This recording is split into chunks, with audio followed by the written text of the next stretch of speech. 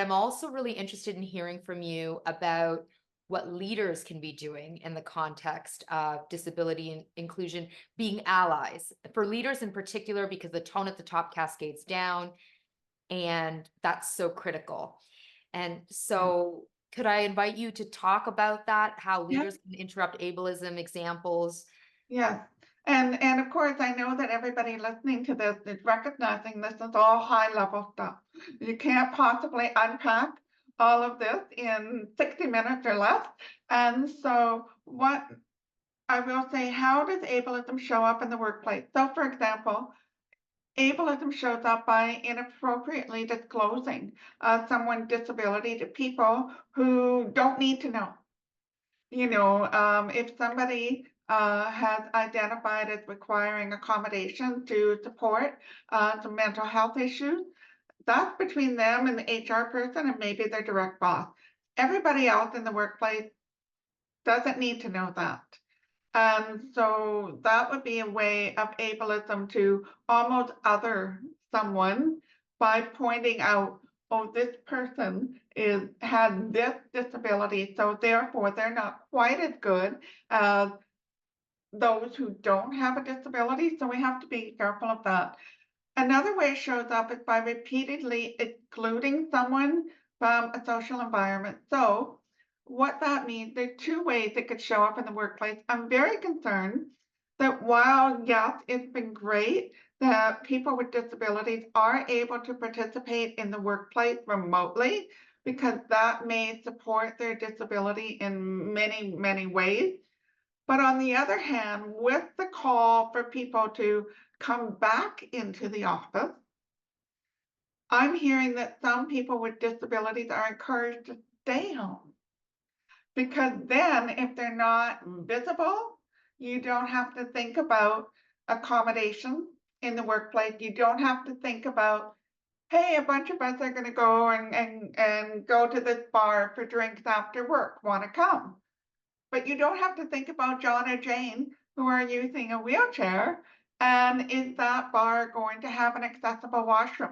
Can you even get into the bar in the first place?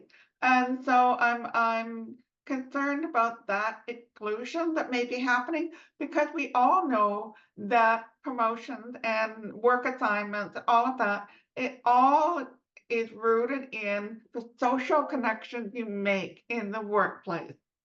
And I know, Ritu, you probably had the same, how when we started our careers, it was the golf game and the partners who would meet on the golf course. And then all these deals were happening on the golf course, but not everybody golfed. For predominantly, I would say, not a lot of women participate in golf, and it may not be a sport that different cultures were even familiar with. But that was still a way of building those social connections that benefit your career down the road. The other way it shows up is intrusive questioning or remarks like, what happened to you? Why do you do that? Why do you talk like that? Why are you not around in the middle of the day or whatever? What's going on? None of your damn business.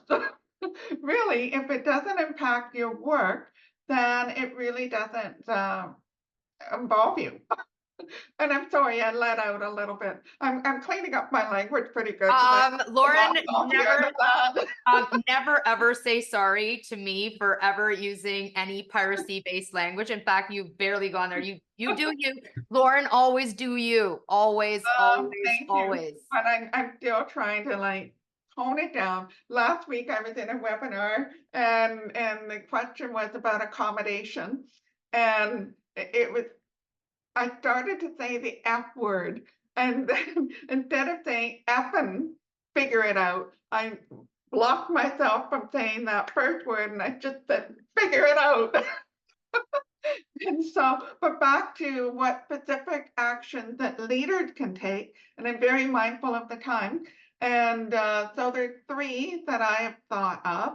And for one, you want to look at what policies you have. Are they implemented? Are you enforcing them? Are you regularly reviewing them? For example, accessibility and anti-ableism policies. Do you have them in your workplace?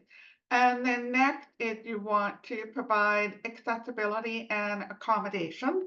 For example, take a look at your workplace and is it, accessible? Identify and address the physical and technological barriers that you may have. Offer flexible work hours, assistive technology, modified job duty, and create a very straightforward process when it comes to requesting accommodation. Some workplaces are so complicated, and you have to get this letter from this specialist and this doctor and this and that, and it's pages and pages. And it's only difficult if you make it difficult. And then what we're doing here today is to create disability awareness and promote it and have training for all employees, not just some, but all. And frequently it should be part of the onboarding process. And so encourage the open dialogue about disability issues and create the safe spaces to have those conversations. Because if you can attract as many employees with disabilities as you want, but if that safe workplace has not is available to you, you're not going to feel a sense of belonging. Am I right? And if you don't feel safe enough, you're not going to feel like you will ever belong there either.